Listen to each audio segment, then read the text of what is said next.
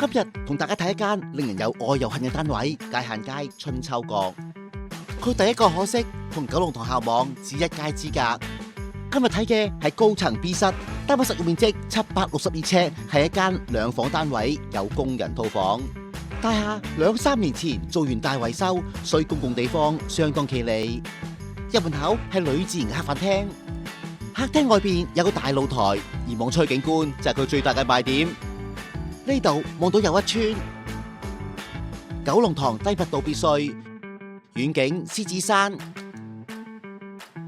入翻嚟睇下客廳先，客廳方正，面積102尺。嗱，呢邊擺梳化，對面擺電視。飯廳同樣咁方正，一樣咁大，係咪好好用呢？嗱，後邊就係廚房啦。廚房唔係好大，長方形，兩邊有櫥櫃，後邊有工人房。第二個可惜就係咁靚嘅單位只有2間房，前邊呢間係主人房，主人房好大噃，接近104尺，佢有2邊窗，主要景觀望九龍塘。